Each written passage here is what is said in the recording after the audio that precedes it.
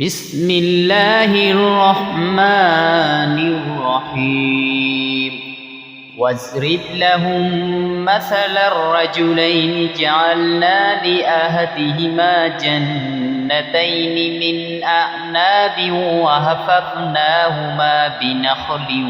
وجعلنا بينهما زرعا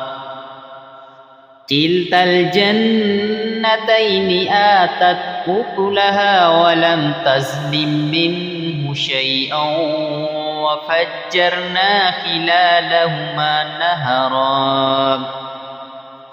وكان له ثمر فقال لصاحبه وهو يحاوره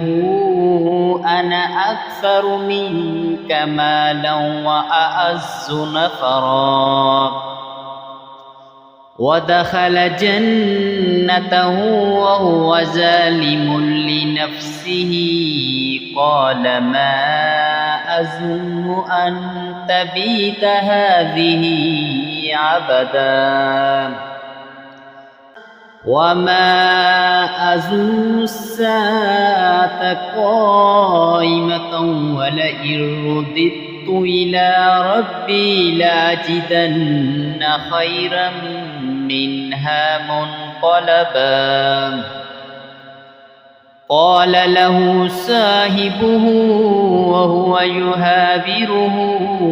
أكفرت بالذي خلقك من تراب ثم من نطفة ثم سواك رجلا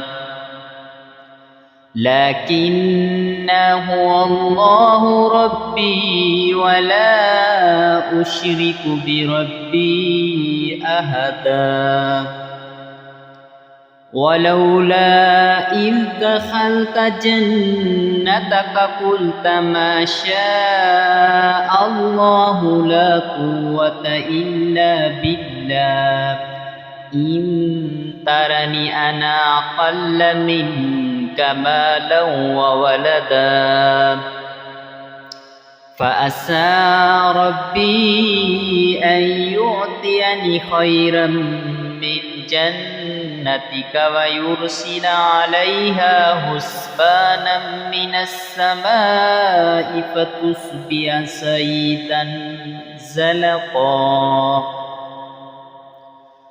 أو يصبح ماؤها غورا فلن تستطيع له طلبا وأحيط بثمره فأصبح يقلب كفيه على ما أنفق فيها فهي خاوية على عروشها ويقول يا ليتني لم أشرك بربي أحدا ولم تكن له فئة ينصرونه من دون الله وما كان منتصرا هنالك الولاية لله الحق هو خير ثوابا وخير عقبا